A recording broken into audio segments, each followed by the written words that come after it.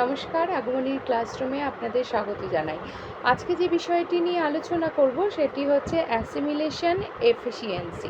Assimilation efficiency কাকে বলছে?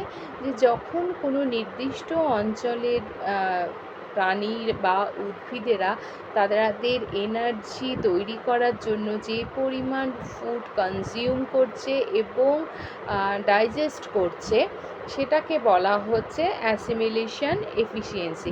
Assimilation এফিসিয়েন্সির ক্ষেত্রে সবসময় কিন্তু প্রডিউসাররা পিছিয়ে থাকে।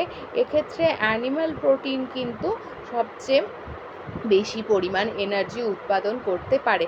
তবে যে সমস্ত প্লান্টদের মধ্যে হাই ফাইবার রয়েছে সেগুলোও কিন্তু খুব একটা পিছিয়ে থাকে না, কারণ এরাও কিন্তু প্রয়োজনে প্রচুর পরিমাণে এনার্জি উৎপাদন করতে পারে। তো সেক্ষেত্রে সেই জন্য কোনো নির্দিষ্ট অঞ্চলে, আবারও বলছি, কোনো নির্দিষ্ট অঞ্চলে যত রকম জীব আছে তারা তাদের এনার্জি উৎপাদনের জন্য যে পরিমাণ খাবার কনজিউম করে বা খাবার খায় এবং তার থেকে যে পরিমাণ শক্তি উৎপাদিত হয় সেটিকে বলা হচ্ছে অ্যাসিমিলেশন এফিসিয়েন্সি। তো আজকের এই বিষয়টা যদি ভালো লেগে থাকে লাইক, কমেন্ট, শেয়ার করবেন, আর নতুনরা অবশ্যই সাবস্ক্রাইব করে দেখবেন।